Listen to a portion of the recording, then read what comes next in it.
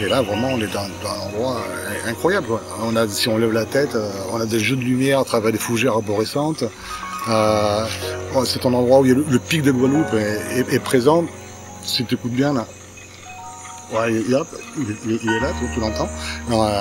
Ensuite, on a énormément de grilles, de variétés de grilles qui passent là. Un petit peu plus loin, on va arriver au-dessus d'une ravine qui est tout le temps en eau. Et on va entendre vraiment le glou-glou de l'eau qui va couler dans l'air. Et ça, pour les gens qui sont notamment les non-voyants, c'est quelque chose de fabuleux. Ils vont pouvoir découvrir et toucher également. Et toucher cette végétation et l'appréhender. C'est vraiment ce qu'on appelle vraiment la découverte multisensorielle. Ça va être ça. Généralement, sur des promeneurs, des randonneurs qui vont là, là, on va s'adresser à tout le monde, y compris des gens qui marchent mal, des gens qui ne marchent pas du tout, qui sont en fauteuil, des gens qui ne voient pas, des malvoyants, des non-voyants, des personnes âgées, des papas avec des poussettes. Et donc, pour une fois, la forêt guadeloupéenne sera vraiment accessible à tout le monde.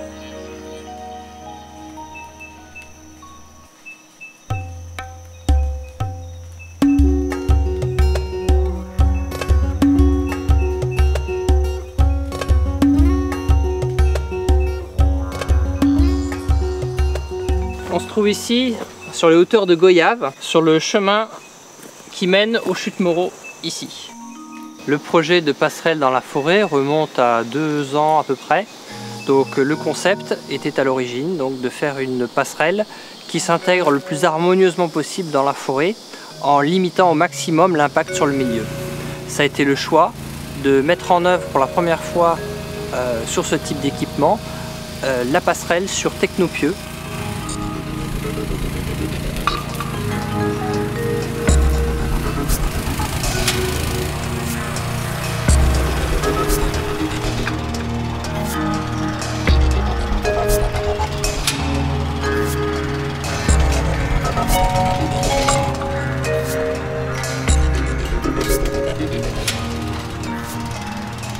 Notre système est complètement écologique. On peut, si on a des fondations qui sont installées qui ne servent plus, on les dévisse, on les enlève. On laisse un site complètement naturel. En quelques heures, on peut remettre le site à son état naturel. Notre technique, comme on voit, quand on rentre soit sur des sols très mous, on ne brise pas comme les grosses machines. On peut rentrer en forêt sans trop de problèmes.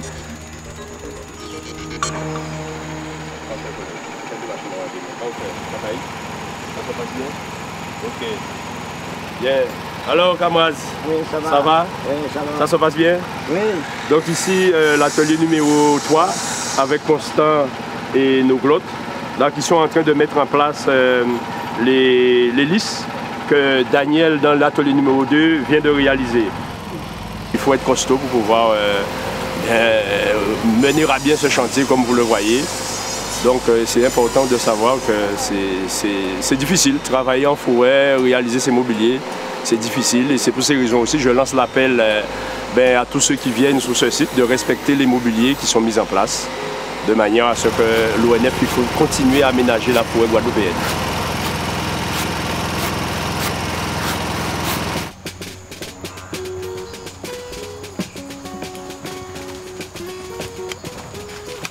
Donc ici nous avons 2 détachements, un détachement de la Guadeloupe et un détachement de la Martinique, des RSMA, des régiments de service militaire adaptés, donc environ 40 militaires, 20 et 20 pour les 2 RSMA.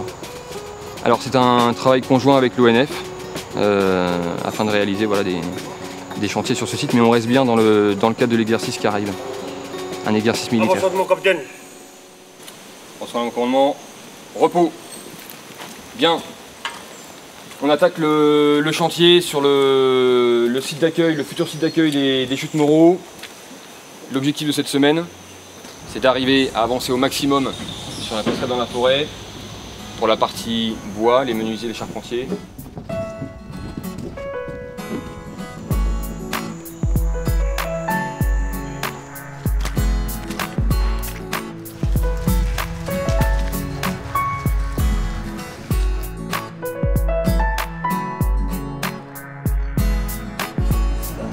ça, tu dois suivre ça là.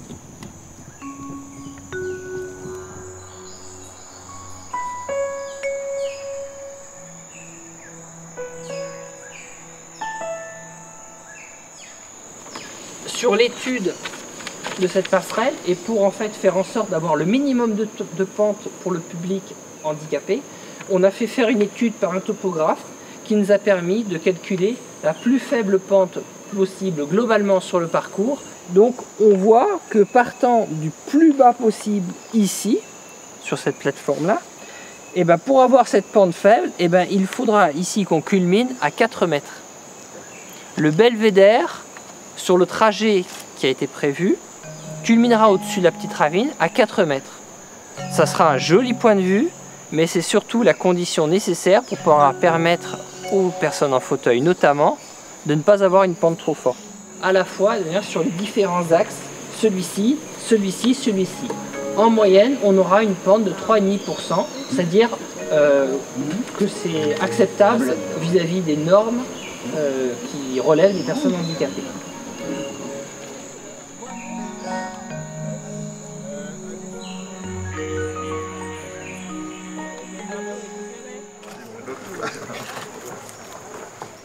Permettez-moi d'abord de vous dire combien je suis doublement ravi aujourd'hui, au moment où nous inaugurons ce nouvel aménagement des chutes de Moreau.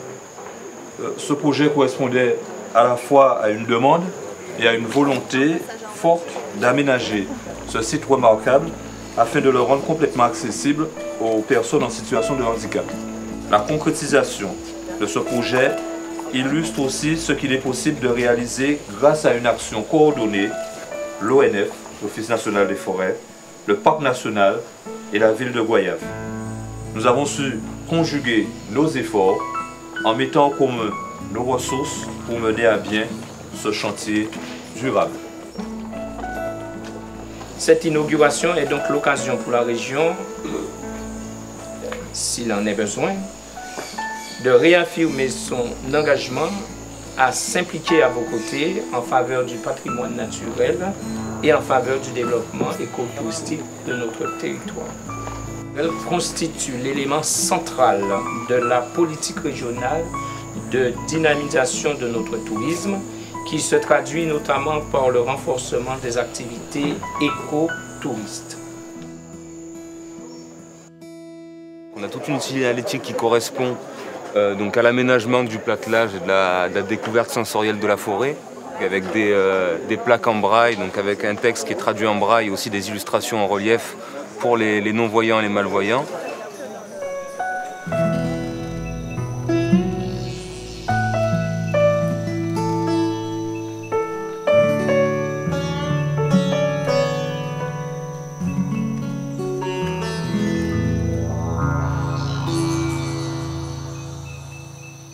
Je remercie l'ONF déjà de cette réalisation, permettre aux personnes en fauteuil roulant d'accéder à la forêt, de pouvoir respirer, écouter les oiseaux. Ça, je vous assure que je suis émerveillée.